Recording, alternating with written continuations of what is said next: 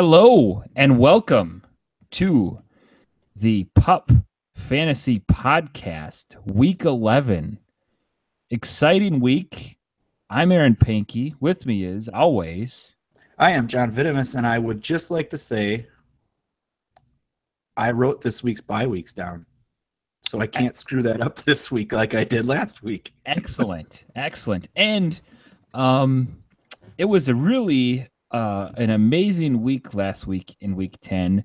Anything that you thought was going to happen didn't. So if you picked opposite of whatever we told you, you probably did pretty well because we had a lot of misses. Yeah, many contrarian plays in daily fantasy sports probably made you a lot of money this week. Lots. And I think most people out there, talking heads, doing things like us, probably in the same spot. But to start it off, let's just talk this through. Tell us the bye weeks that you wrote down. And is this the last week of buys? This is the last week of buys because next week is Thanksgiving, and they don't have any buys Thanksgiving or later. So this week's buys are Indianapolis, New York Jets, which means you can't pick Josh McCown this week. Sorry, Aaron. San Francisco 49ers, they get a whole extra week to celebrate their first win of the season. That's exciting. And the Carolina Panthers are the last four teams to have a bye this season.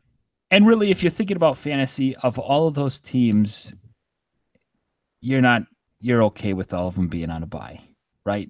Well, Carolina looked really good last night. They did, but you don't. It's not like you have a lot of Carolina players. No, right? Well, McCaffrey, Cam. Probably. But I'm saying the week before there was a lot of teams on a bye, so and you take the Jets all the time, so that's a big loss for you, I'm sure. Sure. Okay. Yeah. All right. So we hit on Goff this past week. One of our few bright spots was hitting on Jared Goff, and also on Golden Tate, which I think we each had. I had Goff and you picked Tate, Goff. So we each had one hit. And the misses stack up. The rest of the show was a miss, I think. But just the highlights of the misses were the Steelers stack. That was just so crazy. You'd think that against Indianapolis, who struggles, they would have done well. I was watching a show before the noon games kicked off. It was a fantasy show, and they were saying this could be the type of game where you get the type of Big Ben game where you get 5 touchdown passes in the first half. I would have settled for 30 yards passing in the first half of that game. Yeah, and then I saw something, the Colts, so don't play the number one receiver against the Colts because there was a breakdown of all the receivers that they played that are number ones, and they all had in the 40 yards or less. I mean, so they must be doing something right over there. Pagano's not doing it, so. Well, no, but they had also cut Vontae Davis, so I don't know how they do it. And then we also, you wrote down Ted Ginn Jr., but I think that's just to rub it into me. So we'll just move on to the Thursday night game. The only reason I wrote his name down because I'm pretty sure that he was the only Saint that didn't score a touchdown. Well, so yeah. Who'd have thought you'd go into Buffalo and score 47? Not me. I wouldn't have thought that at all. Thursday night game, Tennessee Titans, Pittsburgh at the Pittsburgh Steelers, Pittsburgh by 7. I'm taking Juju Schuster on this one. I know last week I went with Henry and Murray went off for 2 touchdowns. I'm going to just stay away from the Titans. I'm going to go back to some Steelers. We stacked them last week. They're coming home. They got to play better. Keep riding on Juju. I've got him. I'm going to keep him in my lineup every week. I got to. He's pretty much playing like a solid wide receiver too nowadays. I'm going to take the Steelers defense in this game. Delaney Walker still battling an ankle injury, and now Marcus Mariota is making the injury report. So I don't really see any viable pass catchers outside of Delaney Walker that have been useful for Tennessee. So if they can focus on shutting down DeMarco Murray and Derrick Henry, I think they should be, especially on a short week, they should be in for a good game. Starting on the Sunday early games, the Detroit Lions go to the Chicago Bears. Detroit is favored by 2.5 points. The over-under is 41.5, and we agree on something here. We are both in favor of taking Marvin Jones Jr. from the Detroit Lions. I'm taking him. I'm taking him because he's coming on late. He had a little minor setback last week. He probably only got in PPR about 3 points or so, 3-4 points. And I just expect that to rise again. You saw when the Packers played the Bears, Jordy, the number 2, was open a few times. The quarterback just didn't hit him. So I see Jones making some big plays. Yep, I see him being able to stretch the field here. I see him being able to win a couple of jump balls. And I don't see this being a super large blowout, so I think they're going to keep throwing the football. Having said all that, seeing as we agree on something, you can absolutely not put him on your roster and you'll be just fine. Yeah, take Golden Tate. Yeah. So then we have Jacksonville Jaguars at the Cleveland Browns. Jacksonville favored by -8, one of the better teams in the AFC. I don't know if I want to take any Browns in this game, so I think I'm going to take a Jaguar, and I'm going to take Marquise Lee. Okay. I think if there is a Brown, I'm going to take. I think Duke Johnson always has relevance because he's always going to catch some passes. I do like the way that David Njoku has looked, and if I have to take a Browns passing game, that's who it's going to be. But I'm also interested to see if D.D. Westbrook is active this week. He looked really good in the preseason, and they are hurting at wide receiver, and they could definitely use some sort of game breaker. I believe he was their 2nd or 3rd round pick out of Oklahoma. And if you're going to break in a guy off the injured reserve, especially a rookie, there's not really a better team to do it against than the Cleveland Browns. Good call. Good call. All right, moving on to the Baltimore Ravens at the Green Bay Packers. The Baltimore Ravens are favored by 2 points in this game. Over-under is 38 points. If you have a chance to make a waiver claim on Jamal Williams, I would strongly advise you to do so. Aaron Jones will be missing 3 to 6 weeks with a sprained MCL, and Ty Montgomery re-injured his ribs in Sunday's win against the Bears, and which in what amounted to about 3/4 of work. Jamal Williams already received 20 carries and 1 catch out of the backfield against the Bears. So he's capable of carrying the workload, and I think he will. So last week, all of a sudden I see a report, which ended up being fake news, that Ty Montgomery was going to be the starter and Aaron Jones wasn't going to be. And I think it even said that he was going to 3rd on the depth chart. So I'm like, well, maybe I should put in Ty Montgomery. So I put in Ty Montgomery. Ends up doing pretty well for me, scoring that run and that touchdown. And but now he's out, and I go to the waiver wire and I'm like, Jamal Williams is out there. How is this even possible? But I'm like, we use Fab, and I have such a low amount of left that I'm probably gonna lose him. but I put in my bid for him. We'll see. I think that's a great pick, but I'm gonna go on the other side. I like Alex Collins. I've seen him. When you watch him, the eyeball test, he just looks like he's an NFL starting running back, and he's played pretty well. And so I just got a hunch and a feeling on him. The Packers defense held Howard last week, but Howard's not the big tough physical runner that Alex Collins is. So they may take some bruises in the first half and give up some big runs to Collins in the second half. And I think this game will be fairly close. And so I think they'll continue to run the ball, both teams. They want to establish it on that end. So I like Collins. And then you're looking at two teams that are looking to really bounce back from last week, the Tampa Bay Buccaneers and the Miami Dolphins. The Miami Dolphins are playing at home. They're favored by 1. And the Dolphins got ripped by Carolina's rushing game. And I think the Buccaneers are going to get ripped by Doug Martin. He is due for a big breakout game, and I think this is going to be that game. I think the Dolphins are slowly falling apart, and the defense is the last thing to go, and I think it went last night. So, yeah, I couldn't agree with you that the Dolphins are starting to fall apart. You said that these are two teams looking to rebound. I don't think Miami's looking to rebound. I think they just want to quit. I think they just want to go home.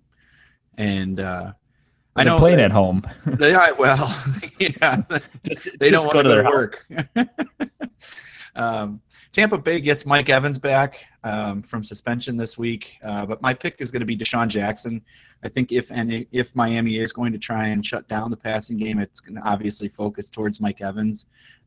Carolina was able to hit a couple of deep shots over the middle. And that suits what Deshaun Jackson wants to do perfectly. And Ryan Fitzpatrick has an arm to get it.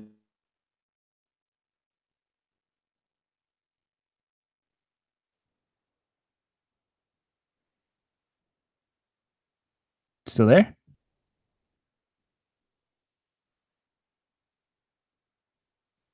Okay. Well, we're having some technical difficulties. My other question about this game is, would it be better if the University of Miami was playing the Buccaneers?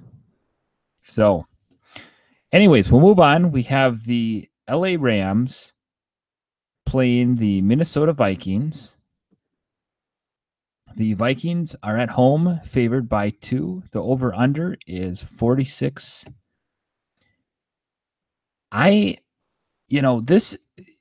It's at 46, but you feel like both of these teams have a really good defense, and it's Case Keenum and it's Jared Goff, and those two quarterbacks have been playing pretty well. You wouldn't normally think that. I like actually, fantasy wise, I'm going to take one of the two kickers in this. So I think that's really where you want to go with that. The other possible option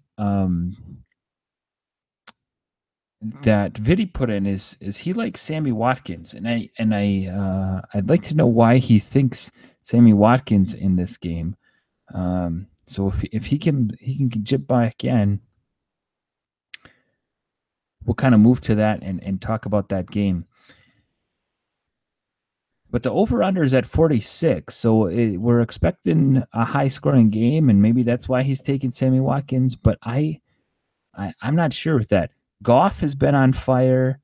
McVay has played really well, orchestrating that team, and we'll see where that goes. But I like the kickers on either of those.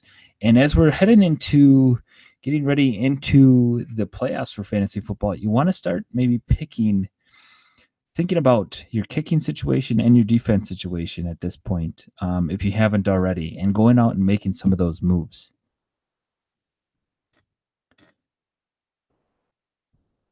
The following game that we have on the slate is the Washington Redskins at the New Orleans Saints. The Saints are favored by 8.5. The over-under is 51 points. Vidi took the Saints as a stack. I think he likes Drew Brees. I think he likes Kamara. I think he likes Ingram. I think he likes Ted Ginn Jr. I think he's going with Brandon Coleman. I think he's going with Michael Thomas, Colby Fleener. I think all of the possible Saints, especially that running back. I mean, they have a two-headed attack now. Ingram for the power running game. They've got Kamara on the outside. They're throwing to him. They've got a solid number one in Michael Thomas. Their tight end play is coming around. The Redskins have a decent defense, but this is the highest game of the week. The Cousins is who I'm taking. I feel like he doesn't have a lot of options to throw to, but he is just going to sling the ball around. They're going to be down. They're going to have to come back. He's going to just, based off of volume, going to have to pass a lot, and he's going to have to make that happen. The other game that's out there we have is the Kansas City Chiefs going to the New York Giants. The Chiefs are coming off of a bye.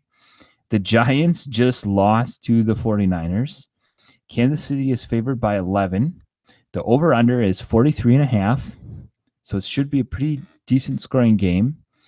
And both of us are taking Kelsey. The Giants have given up 10 straight scores to a tight end, so taking Kelsey in this one is a no-brainer. He is one of my big plays of the week. Kelsey is. I think he'll have 2 touchdowns, 150 yards. I'm not sure how many catches. The game will be over in the first half. The Giants are just a struggling team. When you lose to the 49ers, you're in rough shape. And the last game, early game we have is the Arizona Cardinals going to the Houston Texans. There's no line on this game. Vidi really likes Larry Fitzgerald in this game.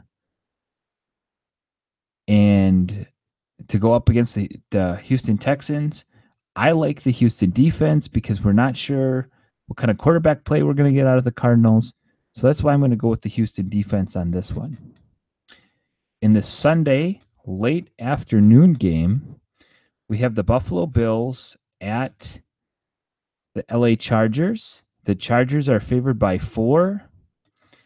Now, the Bills just got blown out by the Saints, and the Chargers played a tough game.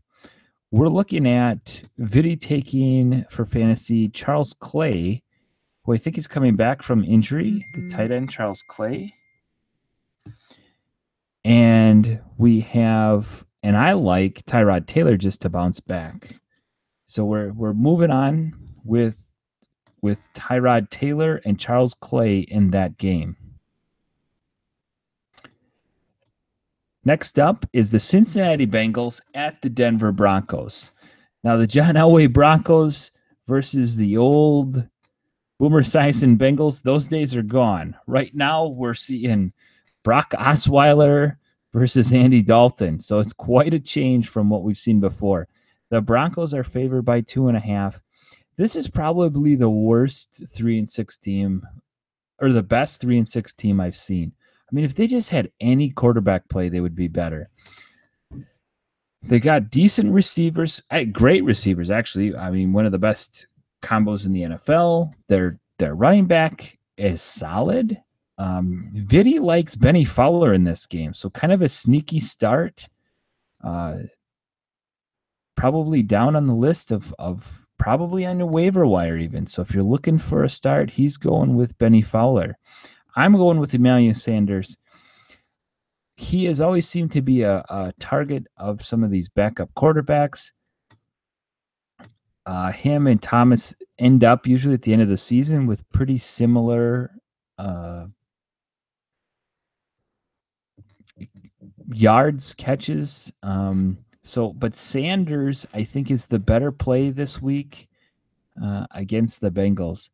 I don't know if I see too many Bengals doing too well outside of A.J. Green, and that'll be tough. I mean, he's an elite receiver, but they're playing some elite corners, so we'll have to see on that game. Welcome back. Oh, thank you. Okay, so we have a few questions for you. Sure. We've moved through quite a few games. Excellent. We were questioning. Let's go back. Just a quick one. Why are you taking Sammy Watkins in the Rams Minnesota Vikings game? Normally, I do not like Sammy Watkins. I'll be the first person to admit that he's not a great wide receiver. But I do believe that Robert Woods will draw the attention of Xavier Rhodes from Minnesota. And usually the second wide receiver in Minnesota against Minnesota seems to have a better than average game. So it could be a little bit of Cooper Kupp, but I think Sammy Watkins will be less owned than Cooper Kupp would be in daily fantasy. So that was my reasoning on Sammy Watkins. Okay. And the next game that we're at is the New England Patriots at the Oakland Raiders in Mexico City. The Patriots are favored by 6.5 on a neutral field. I guess you'd call it a neutral field. The over-under is 52, so it should be a high-scoring game. Who do you like in this one? I like Amari Cooper to have a good game in this one. I think that Oakland's offense is starting to come a little bit active. I mean, Oakland's offense is going to be better than the one that the Patriots just faced in Denver, and Denver put up, 21, I think, last week. And New England didn't go home at all. So New England's going to be another week on the road without having gone home and rested at all. So I take Amari Cooper as part of the big passing game. And I'm gonna stack that with Carr. I think if they come out fast, they can probably put it on them a little bit. The Patriots don't. I mean, they got a lot of weapons over there, but the defense sort of struggled a little bit at times against the Broncos, right? I mean, even with Osweiler, it seemed like so. That's why kind of on the same lines. I think Carr's the guy to get over there in that game. I would agree with that. Moving to the Sunday night game, the Philadelphia Eagles go to the Dallas Cowboys. The Eagles are favored by 3 points and an over-under of 47.5 points. Who are you looking at this game? And this is going to be my quarterback of the week. You'll hear about him later, but I'm going to go with Wentz. I think they are coming out of the bye. They know that Dallas has been weakened, and they're going to come in for the kill shot. So if they want to come in and take this division, I know that the Washington Redskins are still out there too, but if they want to go and stake their claim that we are in total control, and the team that our rivalry game, we're going to just come in here and win this. He's going to have a big game. He seems to have big games all season. So why not get another one right here? Yeah, I completely agree. And I'm going to pair him with Nelson Aguilar. Actually, Aguilar has been doing most of his work out of the slot this season. And Dallas has been okay at covering the outside receivers, but they haven't really been that great in covering the slot. So I think Nelson Aguilar could have a deep shot or two that would connect. And then, he's probably going to get maybe 5-6 catches underneath the middle as well. So yeah, I do think that Philly's going to go in there and absolutely control that game and just make sure that everybody else in the NFC East realizes that we're not going to come back to you. You're going to have to run us down. So yeah, I agree. And then headed to the Monday night game, we have the Atlanta Falcons at the Seattle Seahawks. Seahawks are favored by 3. I personally think, this is sort of it took me a while to think of who I really liked in this game. And I went with the Seattle defense. They gave up a ton of points 2 weeks ago to Houston, and then came back and sort of shut down the defense, squeezed. And so I think they're going to come back to that, especially with Earl Thomas coming back. And I think that's sort of why I'm leaning this way. The signs are good that he's coming back. So, and he's a game changer on the defense. So I think that's why I'm going with the Seattle defense. I think if you're going to get Seattle's defense, this might be the week to do it, simply because there's going to be an adjustment period without Richard Sherman, who's now out for the season with an torn Achilles. My pick in this game is going to be Tevin Coleman. Devontae Freeman is highly unlikely to play in this game. He had suffered his second concussion in what I believe is 3-4 weeks or something, I think. He might even be ruled out already. Yeah.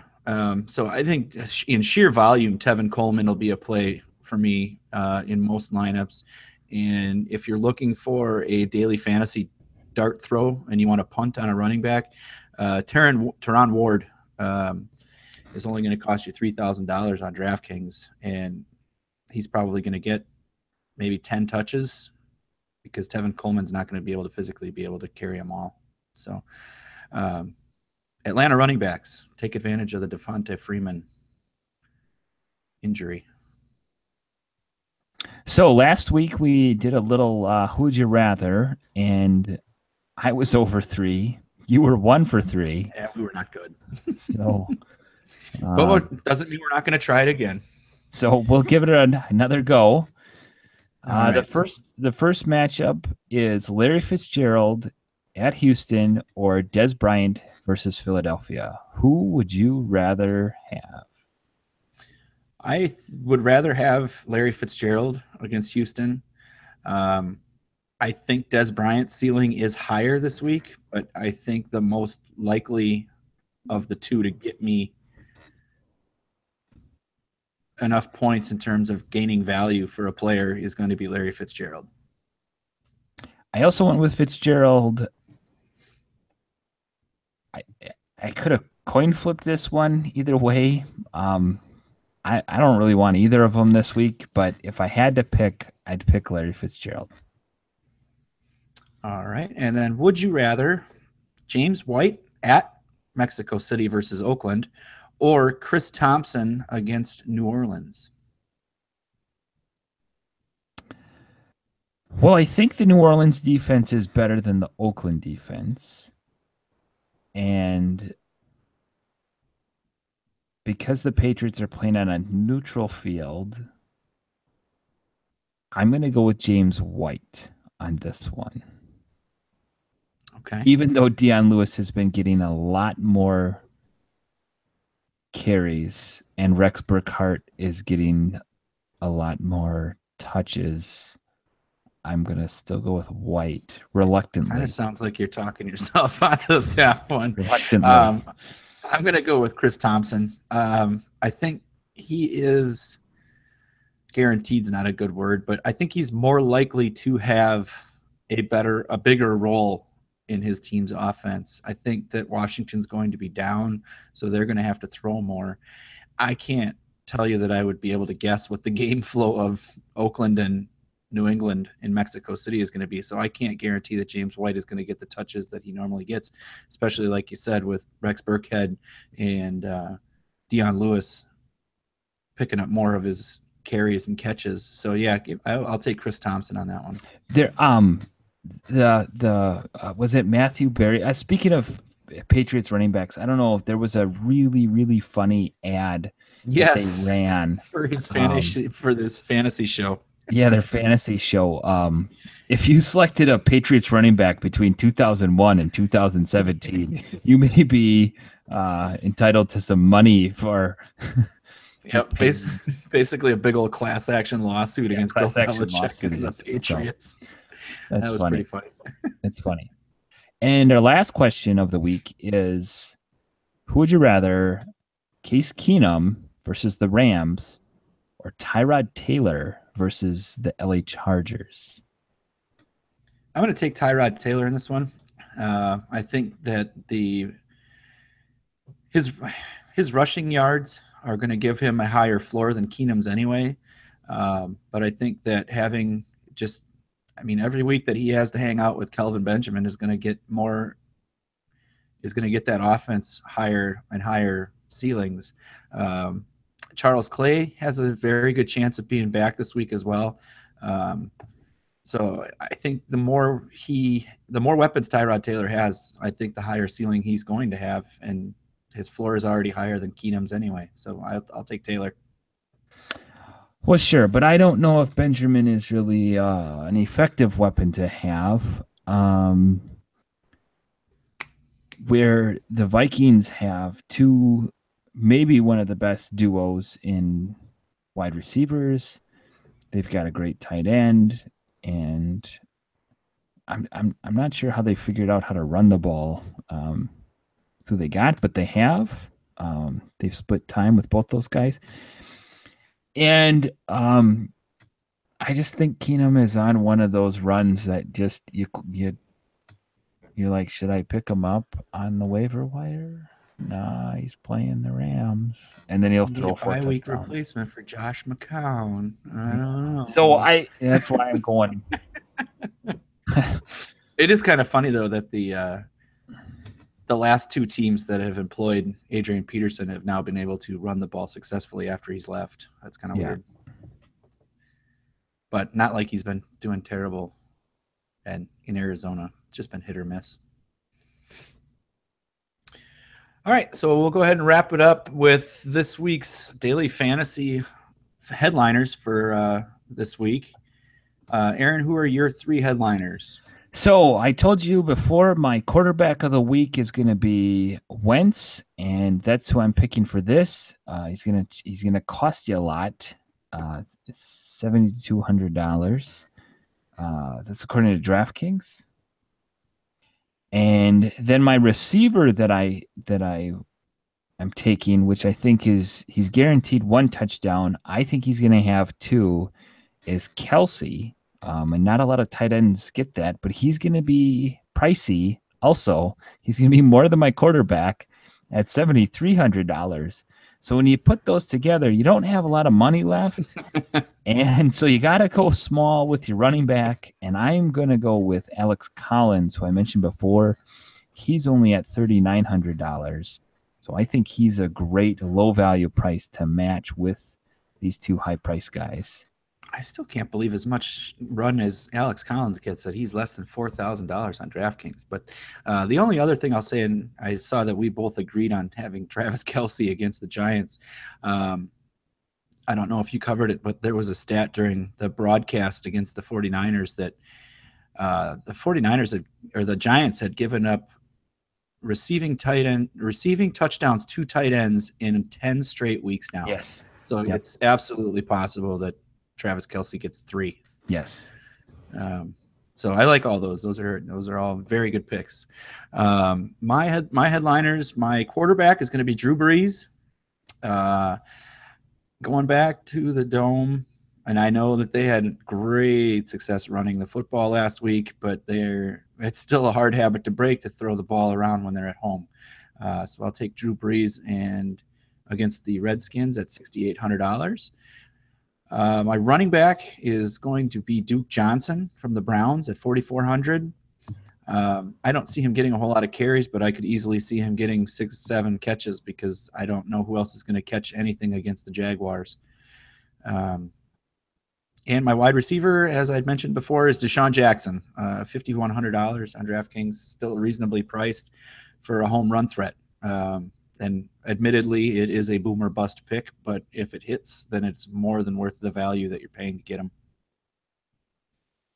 Well, I like your Breeze pick. The other 2, I think, go ahead and take them so I can win some money. But look at how much more money I have left to spend on the rest of my players than you do. That's fine. I told you some defenses to go get. We told you some kickers to go get. Well, what a great show. Week 11, we had a little technical difficulties. Let's hope the fantasy week doesn't go technical difficulties also, and that you guys can take some of our advice and make your own decisions. I thought I had told you guys that this was part of my bye week as well, but I might have missed that on the list when I was reading off bye weeks when we started. So that's my fault. I apologize. You may just want to flip a coin also on who you have. But remember, the playoffs are right around the corner, so make sure that you're preparing for what's happening if you're in the hunt and or if you already have probably a spot locked up. Look at the waiver wire, see what you want to go get and need for the rest. Most likely your trade deadline will have passed already, so you do need to be a little bit more vigilant on the waiver wire and making sure that you're picking up guys maybe even a week earlier than you think you might need to. Yeah, always in a big league. So, Yep. All right. Well, we will see you out on the field, and good Good luck, luck. everybody.